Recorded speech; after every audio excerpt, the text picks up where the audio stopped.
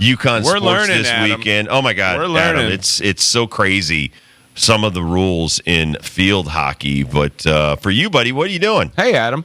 I'm making my way from field hockey up to good old Worcester, Massachusetts for some men's ice hockey. So Nice. UConn, Friday night number ice. Number 7 team in the country for field hockey. They're up to now 12-1. They dismantled Quinnipiac today, 6-0. Bobcats. They have outscored their 4 Big East opponents 18-0 Where's so the far. competition? So Shameful. Yep. yeah, this I'm buying in. At the beginning of the year, I was like, okay, they got to bounce back here. They're saying all the right things. The coaches kind of saying we got good freshmen, and no, this field hockey team, if they play their cards right, they could find themselves as one of the 4 hosts for the NCAA tournament in a couple of weeks, which would just be a wild turnaround from the worst season in program history last year to getting back to where they're used to being. Nice. That would be amazing. They're if we kind can of like the host Kansas that. City Royals. A little bit of Kansas City field hockey. Yeah, Kansas City Royals Love field it. hockey. That's what you can call them. All right, before we get to Friday Night Ice up there in Worcester to take on Holy Cross, I still got to chew on this bone filled with meat that is UConn football in this goal line situation. I can't believe how this game came down last Saturday. Ball on the 1, 3 seconds to go. Temple coach lets the clock wind down because he's like, boys, if you can't get 1 yard, you don't deserve the pads. And they go with the tush push. They're from Philadelphia, of course. The question for you is the ball, for people who don't know, ball squirts out, UConn picks it up, runs it for a touchdown, and then the players storm the stands, which is usually opposite. But for you, this question I want to know, Adam Giardino on the sidelines for UConn Sports Network during football games, how did that ball get out? How in the hell did that ball squirt out from that tush push from Temple last week? Ben, I was 100 yards away. There were people watching on TV that were closer than I was. It was, I was, I'm the eternal optimist, and I had already made my way to the opposite goal line. So I had a great view of what was coming down the line there with Jordan Wright returning at 96 yards. But I don't know. I was standing there with Bill Peterson, who's the head of sports information and communications for the UConn athletic department. And that ball comes out, he picks it up, and all we're doing is we're shoving each other back and forth as he's returning that thing 100 yards. It was, I don't know. I don't have an answer.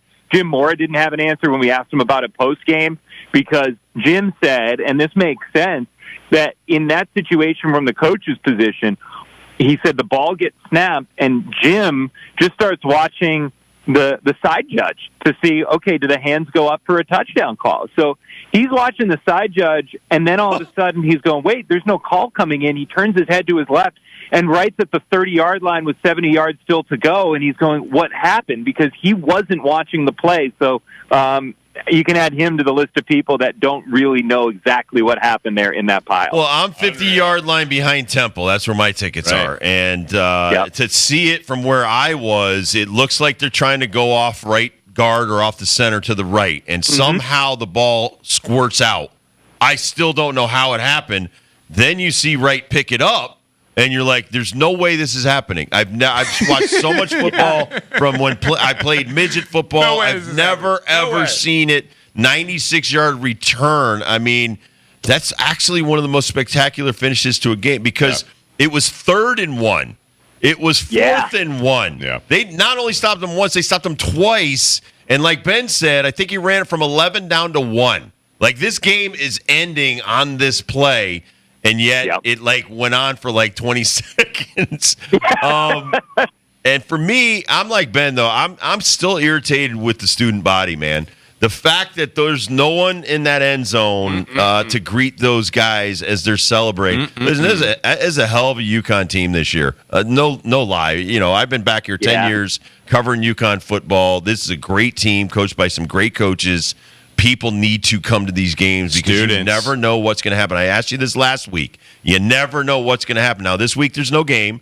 There's a bye. So they're kind of a little idle right now waiting for Wake Forest. But we better see over 30,000 people at that Wake Forest game because the team deserves it. These kids have played their guts out on that football field for us.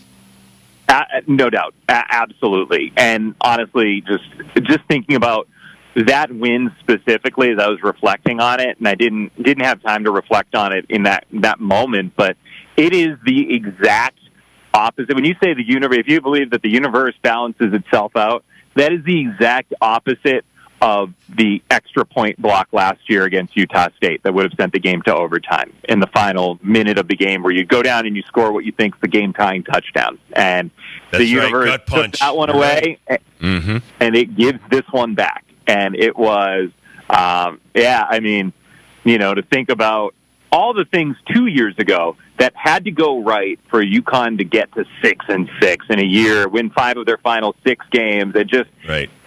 There was just so much that had to go right on the margins that this was the first time this year, and maybe in a while, frankly, that things went right to that extreme and just fell into place on a day where your starting quarterback's not playing. You got your, potential All-American wide receiver, the way things were trending with Skylar Bell. He goes down with that ankle injury. There's just so much against you, and you still get that win. And for Jim, talking to him post-game, it was just, you almost wondered how he was going to react, in the sense that there is a part of him that I'm sure, after allowing his guys to celebrate, got into the film room on Tuesday this week, Monday, Tuesday, whenever they do it, and said, all right, here's the long list of things you guys screwed up. And it was a long list, but at the end of the day, 4-2 is probably the correct record as opposed to 3-3. My favorite thing right now about UConn Sports Network football broadcaster Adam Giardino interviewing people post-game in the locker room, especially the players. Like Dib says, these kids deserve it. You just listen to your interviews, you realize how great of people they are. We do have a really good team. Bye this week, back against Wake Forest next week. Adam Giardino, UConn Sports Network with Bob Joyce tonight. Second Friday night ice of the season. Went really well for UConn men's hockey last weekend against Colgate. We were wondering where the goals were going to come from with this roster. 10 of them on the board on the weekend. This night, Friday, tonight, 6:45 pregame. Puck will drop. Well, we got right at 7. Yeah, right at 7 o'clock. First away game for the Ice Bus. What did you learn so far through the first weekend, and what can we expect from Holy Cross tonight against UConn ice hockey? If you look back, every single stat category, any sort of face-off, power play, penalty kill, scoring offense, scoring, whatever you slice up, last year, Holy Cross has the advantage. Brand new team, all of that, yes. But Holy Cross took 2 games from UConn. The Crusaders started 4-0-1 last year, and for a moment, that was when UConn was number 20 in the country preseason, and you start the season, and you're like, oh man, UConn just got swept by Holy Cross to begin the year. What a gut punch. And maybe not knowing that the year would end with UConn finishing under 500 for the season, but for a while you held out hope that maybe this Holy Cross team is sneaky good. And they were. They made the Atlantic Hockey semifinals. But when Mike Cavanaugh this week talks on Wednesday, the press gathering, to say, we're not taking anything for granted against Holy Cross, I believe him. And last year, that's not to say, season starts in all sort of crazy kind of fashions. But to say, you've got a little pipsqueak up the road in Worcester, Massachusetts. Yeah, they're not a Hockey East team. It's fine. This is a Holy Cross team that is absolutely ready, and every single player returning on both of these teams knows that Holy Cross took both from UConn last year. And so tonight specifically, I do anticipate that Hudson Shandor is going to come out and really assert what this team needs to do. And it just feels like, you said 10 goals. UConn didn't have a weekend sweep last year. They didn't have a 10-goal week. In one weekend, they have already looked totally different from last year's team in a way that is much needed. And so the thing for me, and Mike Cavanaugh was a little, not to say bullish, but he was, I think, a little more okay, at least outwardly, of the goalie play than maybe I was. I thought there was 1 or 2 on the weekend, give up 4 goals. There was one definitely on Friday to me that was a little soft.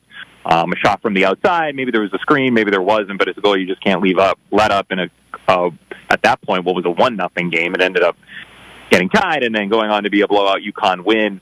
But for me, UConn brings in 3 goalies that we talked about. Tyler Musialik, he has 22 games of college experience, and nobody else has a game. So your whole college goalie situation is 22 combined games of experience. So you're not expecting to blank your opponents 10-0 on the weekend. You're going to give up some goals. And so for me tonight, I'm looking for Musialik.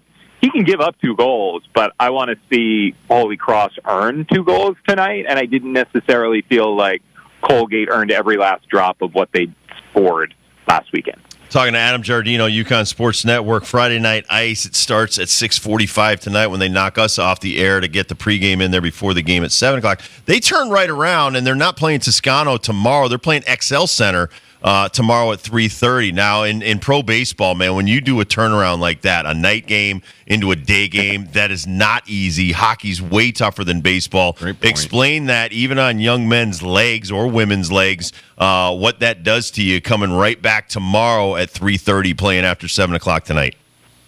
It's tough, and Mo Butler, who's the head of strength and conditioning for this program and has been for a dozen years, has been given the full reins. If you heard our coaches show, our first coaches show of the year on September 30th at Bears Barbecue, it was Mike Cavanaugh disclosed that, hey, this year, he said, I've turned everything over to Mo. And she is somebody that the players gravitate towards. She's just got this great disposition. And it all falls on her. And her biggest thing is as much the immediate recovery after the game, to the point where, and not in a bad way, in a way that I totally understand, that, I'm down in the locker room trying to get a post-game interview, and she's barking out saying, he needs to stretch. But yeah, Mo, we got 3 questions. I promise, 90 seconds, we'll be in and out. But it's just, that's the type of, not to say militaristic, but that's the regiment that she puts these guys under. So in terms of turning a team around one day to the next, you're lucky that it's, and you're happy that it's the same opponent because they're going to be going through the same thing. Right. But B, you wouldn't want anybody else other than Mo Butler to be leading that charge. Here's one thing that I like, and you probably don't. 14 minutes with their penalty time on the weekend against Colgate. We had some boys in the sin bin mixing it up. A lot of pushing in the back, a lot of tripping, a lot of stuff that I like to see from UConn hockey. Is that concerning, though? I mean, there are a lot of power plays for the other team when you're roughing them up like that. There are. You must not have gone back and watched the Holy Cross Boston University season opener. Holy Cross only played 1 game this year.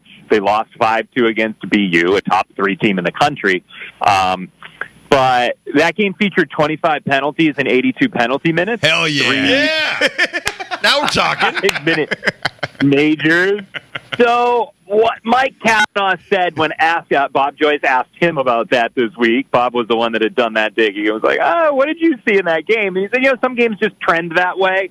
And he said, I am all for everything happening between the whistles, and then beyond that, you just got to keep your head on straight. And I think that it's pretty.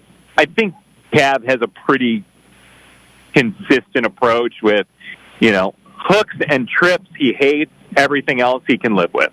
That it's just if you're moving your feet and you get called for something and you're playing hard, the team will have your back. But if it's stuff where a guy beats you and you reach your stick out and suddenly it's under his skate blade and he goes down, that's something else entirely. So I don't think, you come out with 2 wins, and that's probably something that you get to harp on in the privacy of your own locker room after the weekend and say, hey, great job, but, and that's the but. So I think, 14 minutes. I'm sure UConn is going to be aiming for the under this weekend against Holy Cross, but it's a physical Crusaders team. Notwithstanding the 25 penalties and 82 penalty minutes in that 1 game against BU, it is simply a physical Holy Cross team. So I think we're gonna see a whole lot more of that tonight. Have a great call, Adam Giardino, Bob Joyce. Friday Night Ice is back, and Holy Cross has to come to Toscano. It's going to be a lot of fun. Thanks, guys. Can't wait to be on the call. All right. Have a great one. Adam Giardino. We also got some UConn men's basketball on Monday that's shaping up, Dibs. We got Rhode Island versus UConn at Mohegan Sun. Oh, by the way, they're in Worcester. I apologize. They're yes, tomorrow. tonight the hockey is in Worcester. Tomorrow, as you said, XL Center. Yeah, listen, that's where Dan Hurley coached at URI before he came here. Place will be packed. So it's kind of like Gino, where he always takes his girls back to where they're from. So this is kind of like a going home tune-up game. It's going to be a butt whooping. I haven't even seen this team. I just know it's going to be a butt whooping. Well, I don't know. We could talk about this a little bit later on. Some jabroni has UConn 9th in the preseason poll. 9th in the preseason poll. Dan Hurley laughed when he was asked about it. But just, these people don't take us seriously. I did notice John Fanta, though, was up at Stores talking to all sniffing around after he put us at number Fanta. 2. We got at him, though. We straightened him out. Yeah, there you go. Straightened him out this summer. All right, Dibbles and Bits is next, and then we'll be giving some tickets away at 5 o'clock.